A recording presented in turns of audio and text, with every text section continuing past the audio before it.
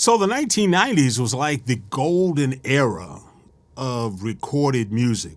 Record companies were making money hand over foot by reselling the music on CDs that people had already purchased on wax and on cassettes. They were buying it all over again in the 90s. The cost of the CDs were very high, and even to the point that record labels stopped releasing singles. And they made you buy albums. And the record companies were making money from selling records. Of course, the songwriters were making money because a lot of the filler songs that were on the albums were being paid mechanical royalties. So it was just a golden time for everyone. So record companies had no interest in participating in any of the other revenue streams than exploiting the recordings. It was wonderful.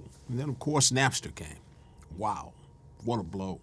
And I first became aware that record companies were trying to change their tune in about 2001 and 2002. Because at that time, the sales were really starting to nosedive of recordings. Songwriters were concerned. Record companies were concerned about their revenues. They started laying people off. They started cutting acts. It was kind of a scary time. But I remember during that time, I called up the record company that my clients, who were hit artists in the 1970s and still performing and selling out concerts wherever they went. And after I interviewed them at one time when we had a meeting, I got the feeling that they might have contributed to the songs that they weren't giving credit for back in the 70s by throwing in some ad-libs that I thought might have been important. So I called the record company.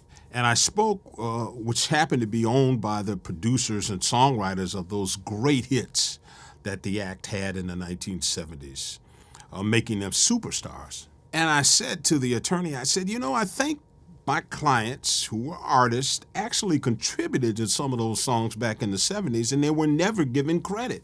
And he became a little incensed and said, wait a minute.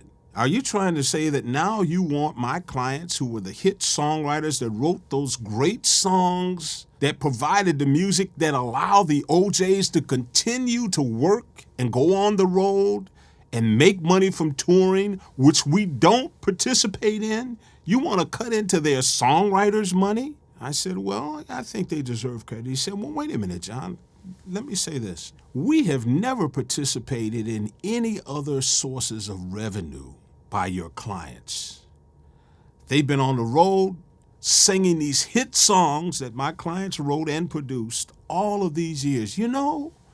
John, maybe we should think about asking you to allow us to participate in some of the live revenue. And that was a shock. It was unheard of at that time.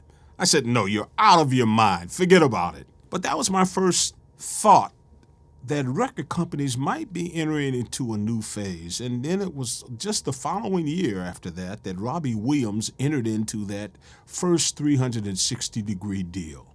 And of course, as the century has progressed, we've seen that type of deal has kind of become standard, particularly with major record labels.